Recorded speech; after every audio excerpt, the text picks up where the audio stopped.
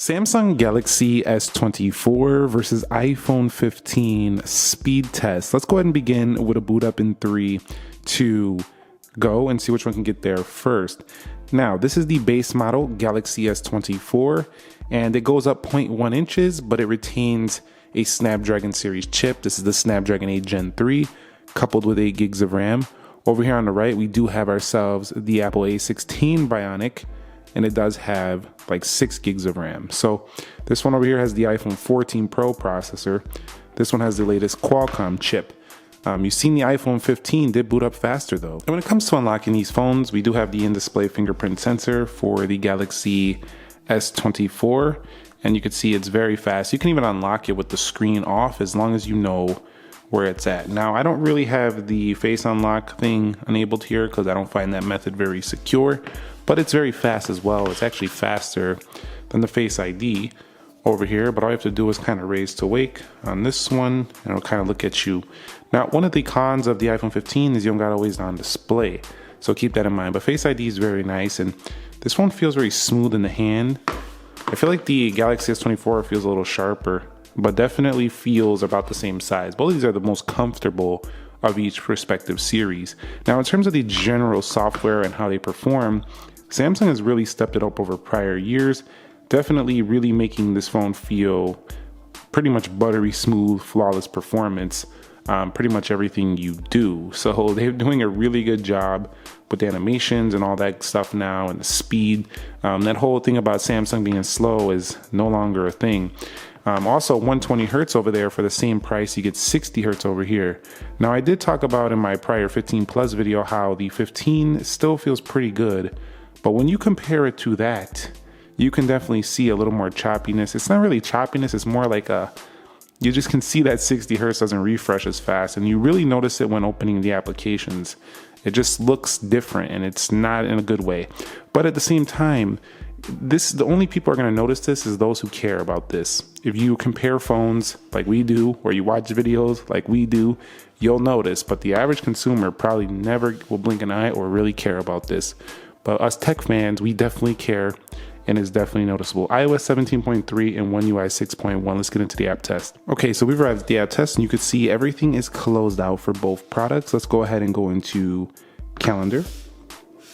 Animation faster on the Galaxy. Let's go into clock. Faster on the Galaxy. We'll go into, did I say clock? That was calculator. Clock. Faster on the Galaxy again. World clock. Stopwatch. Timers. Let's go into weather here. Faster on the Galaxy, and that's an improvement because the weather never used to load first on the Galaxy, so that's a big improvement if you ask me.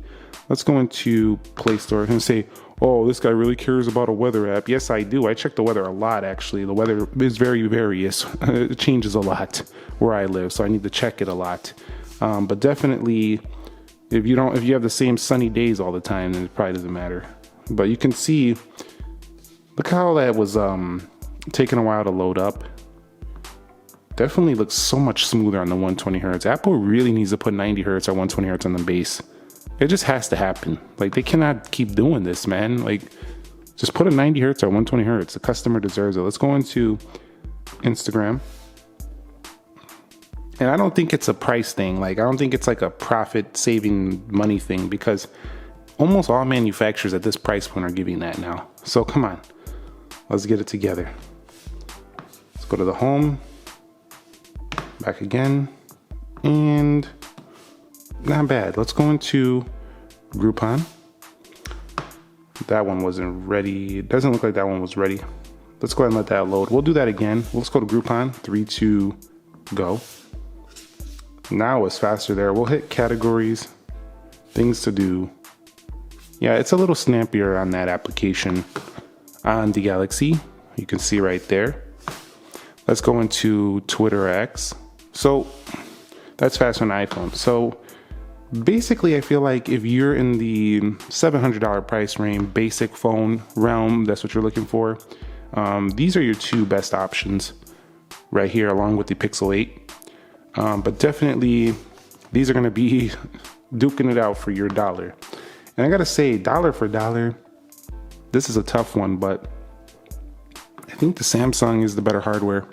Straight up. If you're just looking for, let's go to Starbucks. But there are pros to the iPhone 15 that makes it the better option. If you want to try Dynamic Island, that's a cool, neat feature for iPhone that's just not available on the Samsung.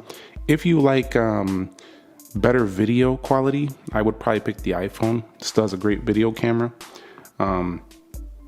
Also, if you like better resale value, the iPhone's probably better unless you keep trading the Samsung every year for a trade-in discount. Let's go over here. And that was faster on the Samsung. But if you like more features for your money, more value for your money, I think the Samsung is the winner. That was faster on the iPhone. Let's go here. But again, value subjective. If you value iMessage, FaceTime, and the iOS experience, you definitely are gonna like the 15. Like my wife, for example, I show her the Galaxy S24. She looks at it for 2 seconds, says, okay, nice. And then she's back on her iPhone. And then I show her the 15. She's looking at it for like 10 minutes. So she clearly doesn't value Android. And certain people don't value the Android experience. So they don't really care that the phone is better. It doesn't matter to them because to them, it's not better. So that's how I tend to look at things. We might know as tech fans that this stuff is better, but when you put yourself in the shoes of somebody who only wants to use iOS, only likes the Apple experience, they don't see this as better. No matter how better the screen is, no matter how better the zoom is, they just simply don't see it as better. It's just not for them. So you gotta remember that. And then certain people, and same thing for the other side. See which one gets that faster. That was pretty close. Not a big deal of difference. Same deal for the other side. If you've been using Samsung for years or Android for years, you just really don't like Apple, you don't see any value in this product either. So they're not really fair on that front. Let's go into Geekbench 6. But they definitely compete at this price range. That was faster on the Samsung. Let's go into 3D Mark. Some people think that this is not even a fair comparison because they think that the Galaxy S23 is closer to the 15 Pro. So let me know if you want to see a comparison between the 15 Pro and the Galaxy S23. Let's go into speed test. Faster on the left. And we'll go into InShot. We got a little pop-up, but faster on the left. So I would say animations, most apps launched quicker for the Samsung. Let me do a heat check. A little bit toasty there. Not bad here. I think the Samsung a little toastier on that front, but overall, I would say Samsung a little snappier with the applications opening and things like that. Definitely smoother with the 120 Hertz, but the iPhone's still very consistent. It had great performance all around the board. So it's not really a major difference, but that 60 Hertz versus 120 Hertz is major. That's a major noticeable factor between these. Okay, so let's go ahead and do some RAM management and see what we get here. I don't know what's up with this. All right, let's go into camera and we'll go into PUBG. We'll go into Temple Run. This is beautiful performance here for the S24. So this is gonna be one heck of a phone. For those of you who like a lightweight one-hander, this is gonna be great. It really is.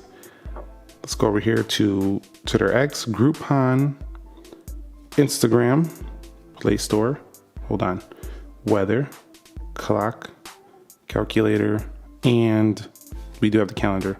Now, Samsung also brought non-linear animation, so you can see it's very quick. You can even see the app close before you get there. So very good overall animations, no lag, nothing like that. So very good stuff there for the Samsung. Let's go ahead and take a look at the iPhone experience now. Let me go ahead and close this out. Let's go ahead and take a look at the iPhone and see what happens here. So we'll go into InShot. We'll go into speed test. There's still like, you know what's smoother? I think I'm figuring it out. The gesture. It's just smoother on the iPhone. Maybe because you got to do like a 2 swipe on the Samsung. I know I could put on the navigation buttons. It could probably change that. Looks like we're getting a reload though. That was really strange. Let's go into Starbucks, Amazon. eBay looked like it was reloading as well. We'll go into Twitter, Groupon, Man, that 60 hertz App Store is reloading. So surprisingly, we're getting some reloads here on the 15. So I'm gonna have to give the win to Samsung, but this 60 hertz looks incredibly choppy when you look at the 120 hertz.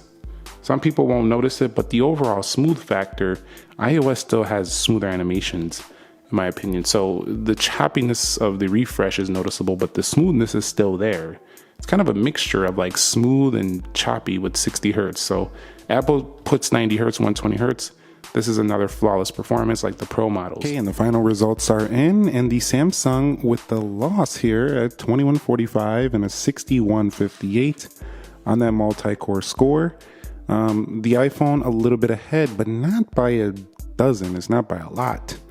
And the reality would show that the Samsung feels snappier and smoother due to that 120 hertz panel. Once again, let's go ahead and take a look at but I'm still not giving it all its props. You know, the Samsung still lost it out in that Geekbench, but I'm going to go ahead and run these 3D Mark Wildlife Extreme tests, and I'll be done. I'll be back when they're done.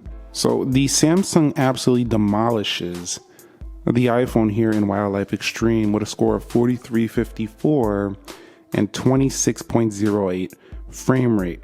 You can see it scores better than 91% of other devices. So I would bargain to say that this might be a better performer in games with the graphics, especially considering the 120 hertz and a higher, GPU score. We'll probably see a better gaming phone on the left in terms of just performance. 2825, 16.9 FPS, that's much lower, and scores only better than 66% of devices. So this is definitely not the gaming phone. Not that it won't play games. iOS plays most games pretty good, and mobile games, let's be frank, are pretty bad. Most of them are not great, so most people might not be buying a phone for playing games. But if you do, I would probably pick the Samsung here just based on these scores alone. Although if there are certain iOS titles that you want to play that aren't available over there, it's not like this won't perform it well. It will. But if you want even better, I would go to the Pro Max or the Pro for better gaming. But overall, not bad. It still runs everything quite fine. Let's go ahead and take a look at a quick camera launch here just to see what we get. I'll go ahead and close out the camera here on both of them. I think it's over here before we relaunch them, and then I'll close it out over here just to make sure it's not already launched, and we'll see which one can launch and which one has better shutter speed. So let's back it out, and let's go ahead and open up the cameras. 3, 2, go. That looked like the iPhone. Let's close them out, and we'll go in 3, 2, go. That one looked like the Samsung. We'll do it one more time for good measure. 3, 2, go. Then about even, so it seems to be pretty close. Let's hit the shutter there. Both of them can do a quick shutter. When we go through the camera lenses, I do believe the iPhone looks smoother when transitioning between camera lenses, but you'll probably never really think about this or notice this when you're just trying to snap a photo. So for the money, I would say the Samsung is another really nice phone this year. Very premium looking, great discounts with the trade-ins, and probably will be discounted as well. Apple still has the branding. They still have the people that are they're in the iOS ecosystem. They're not leaving. And that's just the bottom line. It doesn't matter how many cameras Samsung puts, how close it gets in the design or whatever, or if you think it's just better, that's your opinion. There's still a fan base that's just not leaving Apple. So, either way you go though, you're going to be happy. I would say this is like the Android iPhone over here, and this is, the iPhone. But I think Apple needs to make some upgrades to the screen. But overall, the body feels a little more comfortable on the iPhone 15. And the Samsung just feels like an S23 slightly improved. So I would like to see Samsung make bigger updates as well next year to the Galaxy S25. So I'll catch you all in the next episode. Let me know your thoughts on these two down below, and which one you would pick. I'd like to know. Drop it down below in the comments. Thumbs up if you enjoyed it. Subscribe if you haven't already. Nick here. Be sure to be well, and peace.